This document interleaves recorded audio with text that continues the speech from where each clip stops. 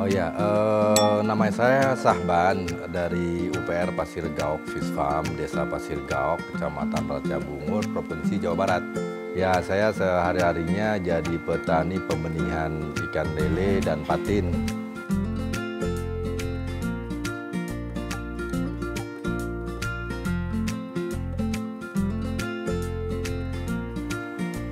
Amoniak. Amoniak itu biasanya akan banyak di dalam kolam pembenihan ketika banyaknya terdapat endapan organik di dasar kolam. Itu yang terjadi. Ya. Jadi kalau untuk pembenihan ini ada teman-teman pembenih yang menggunakan clear water system atau air bersih. Ada yang menggunakan air hijau, gitu kan. Yang jadi masalah kalau air bersih, kenapa bisa bersih? Ya karena mungkin dialiri, mungkin secara berkala diganti air, dia buang endapan bawah. Yang terjadi adalah mereka yang menggunakan air hijau, green water system seperti itu, sehingga endapan organik yang di bawah itu tidak terpantau. Ditambah lagi dengan pemberian pakan yang berlebih. Jadi misalkan dalam satu kolam itu hanya perlu 100 gram, gitu kan. Ternyata dikasih 200 gram. Nah, sebagian itu tidak termakan, yaitu yang menjadi amonia.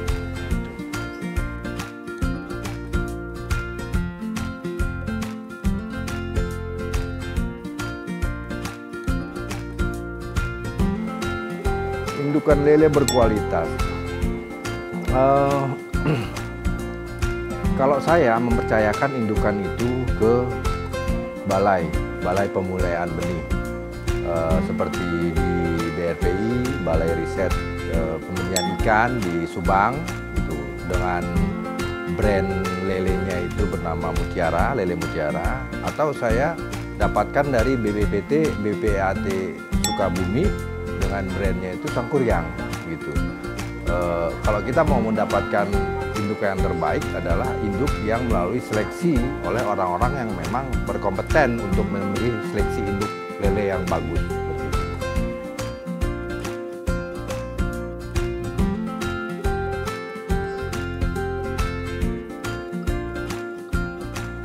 Ya,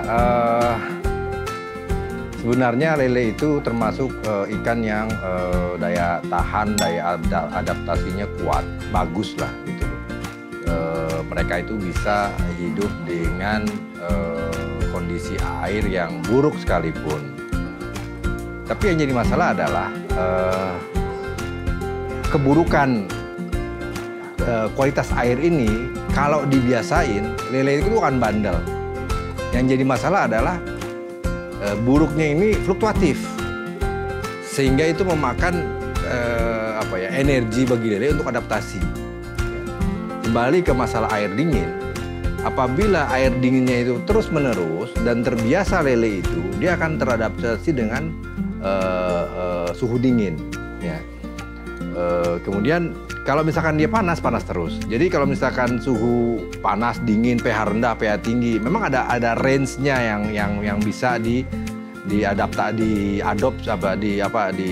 diterima oleh lele itu supaya dia bisa beradaptasi hidup gitu.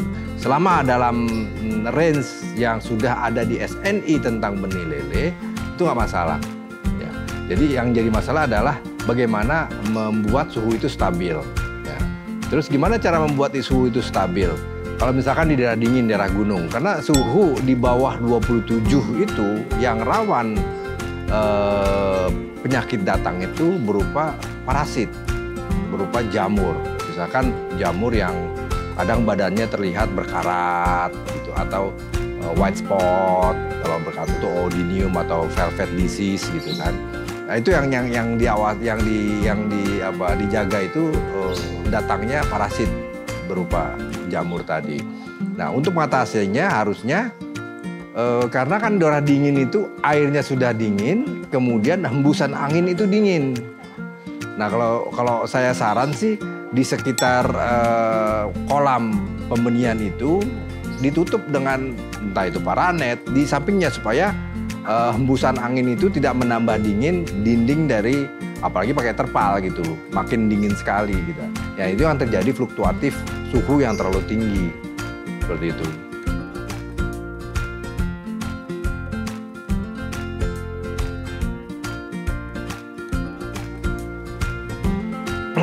Kalau berapa tinggi bibit itu kan sejalan dengan apa? Dengan usianya lele itu, dia akan semakin tinggi.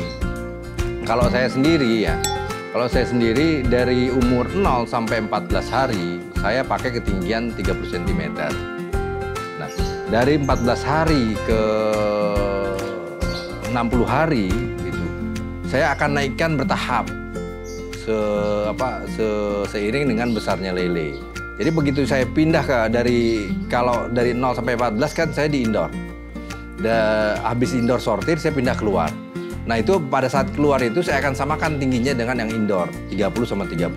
Nanti seminggu kemudian lele sudah bisa beradaptasi dengan ruangan seperti itu kan makin besar dia. Akan saya tinggikan 20 cm jadi 50. Sampai terakhir saya akan tinggikan menjadi 70-80 cm sampai ukuran 34. Seperti itu. Untuk kepadatannya sebenarnya ukur kemampuan kita.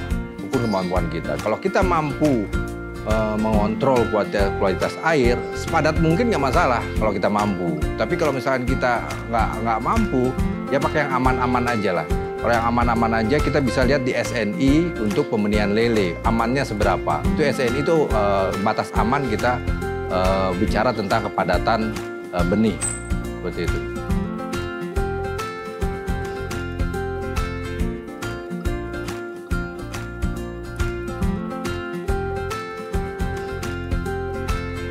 Kolam lele yang airnya mengalir, baik untuk ikan. Nah, seperti yang saya bilang tadi sebenarnya kualitas air di kolam itu dijaga sestabil mungkin, kimia airnya itu jangan sampai terjadi fluktuatif. Air mengalir keuntungannya adalah apalagi dengan drainase atau outlet yang dirancang sedemikian rupa sehingga air yang keluar itu bagian bawah dasar yang endapan organik tadi itu sangat baik sekali untuk menghilangkan amoniak atau endapan organik yang nggak perlu bagi lele. Itu sangat baik sekali. Yang cilakanya adalah kalau air mengalir, lele otomatis akan banyak gerak. Banyak gerak ini artinya butuh energi. Energi artinya butuh pakan. Ya, kalau air bergeraknya biasanya yang harusnya pelet itu dipakai untuk pertumbuhan badannya dia, sebagian dipakai untuk memperbesar otot si lele itu. Jadi mungkin FCR-nya yang akan berpengaruh, berbeda antara yang air diam, tidak terlalu bergerak dengan yang bergerak, itu aja sih.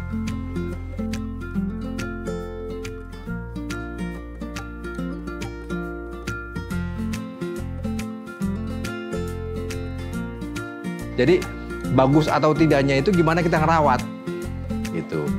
Sementara kalau misalkan bagusan mana misalkan lele A dengan lele B gitu kan. Nah, lele A misalkan produksi balai ini, lele B produksi balai ini. Ya tinggal dibaca aja di jurnal setiap balai itu keuntungan lele ini apa, keuntungan lele ini apa. Karena di balai itu mereka menciptakan induk lele itu pasti dengan keunggulan-keunggulan. Ada yang keunggulan yang dipakai adalah pembesaran, jadi cepat besar gitu kan. Ada yang dipakai selain pembesaran juga dia tahan penyakit, itu ada gitu loh. Tapi setahan-tahannya penyakit kita seperti kita divaksin, kalau kita sembarangan, kalau kita nggak bisa ngurus airnya, sama aja. Atau misalkan lele bagus nih, pertumbuhannya bagus, tapi misalkan dari balai A, lelenya bagus, pertumbuhannya bagus itu, promosinya pertumbuhannya bagus. Lele B nggak bagus gitu. Tapi ketika dimasukin ke kolam, si B ini dikasih makan cukup, yang A nggak dikasih makan cukup, ya tetap B yang lebih bagus seperti itu. Artinya kembali ke kita, selama lele itu bisa hidup dalam air dan nyaman, itu udah menguntungkan gitu loh. Kita nggak usah mencari mana yang bagus, mana yang jelek, gimana yang kitanya. Terus kemudian lele mana yang bagus di pasaran. Selama ini memang ada beberapa 1-2 sih nggak umum itu menanyakan strain tertentu, karena ketika digoreng tuh begini dan begitu gitu loh. Saya bilang lagi bahwa kembali lagi, kalau misalkan kita kasih pakan lele itu dengan protein tinggi, dia akan punya tekstur tubuhnya yang bagus gitu loh. Sehingga begitu digoreng nggak rusak misalkan. Jadi gimana kitanya aja, produksi aja gitu loh. Fokus kepada SR kalau untuk pembenihan, fokus kepada FCR untuk pembesaran. SR itu survival rate, tingkat kelangsungan hidup. Kalau FCR itu kan food consumption ratio. Jadi berapa banyak pelet itu yang bisa dikonsumsi oleh ikan sehingga menjadikan daging. Itu aja, fokus seperti itu aja. Untuk strainnya udahlah nggak usah bikin pusing gitu.